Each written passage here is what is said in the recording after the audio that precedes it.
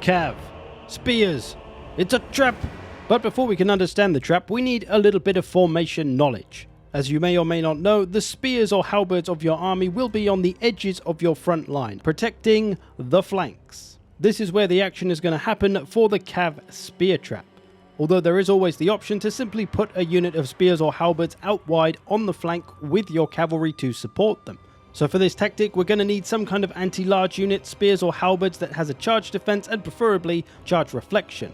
We're also going to need some cavalry. Doesn't really matter too much of the type, but faster is probably better.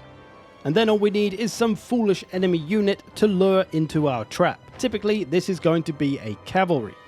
So with your cavalry placed in front of your spears, they are going to be the bait that is going to lure the enemy unit in. So have them there available for the enemy cav to charge at, whether you stand still or run towards them.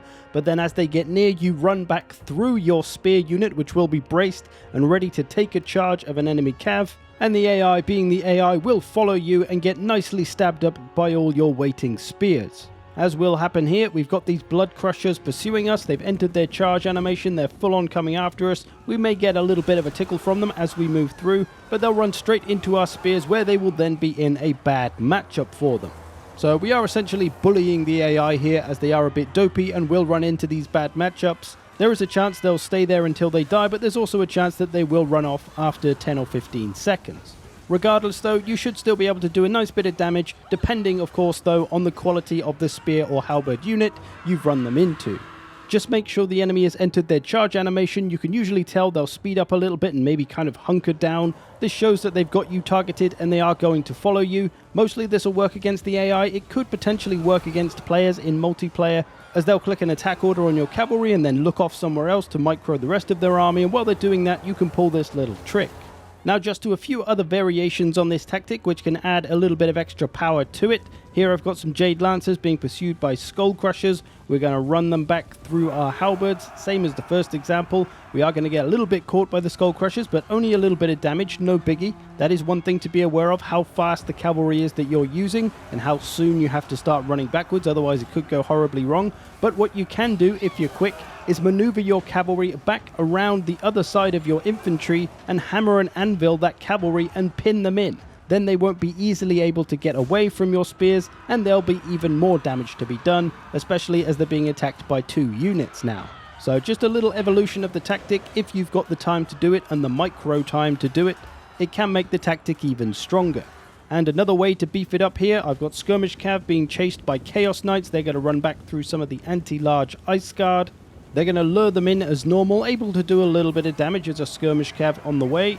The charge comes in, and then what we're going to do is pop a little magic spell from our Ice Lady, Frost Blades. This is going to give a nice damage boost to our Ice Guard, allowing them to hurt that cavalry more.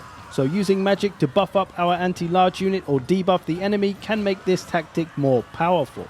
Now, as I mentioned, you can just pull this tactic off with your usual frontline flank protecting spearmen right next to your front line.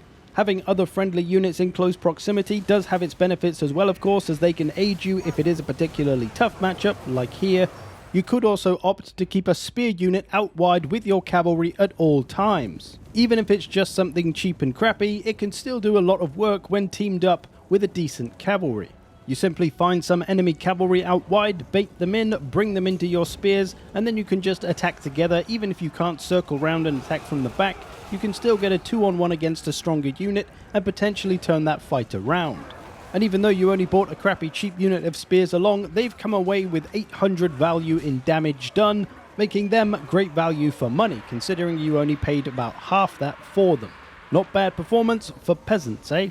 And in all honesty, this tactic can be performed by many different kinds of units as the bait. Here I'm using a hero. You could use your lord, you could use other types of cavalry or doggo units, you could use monsters. As long as it baits them into following you and then you run through spears, it should work a treat. And it doesn't have to be just cavalry that you bait in. This could work on monsters, single entities or monstrous infantry, lords, heroes, anything that you can draw into a bad matchup. That's going to be a winner. So there we go, the CAV Spear Trap. I hope you've enjoyed this. Thanks for watching. I will see you in the future.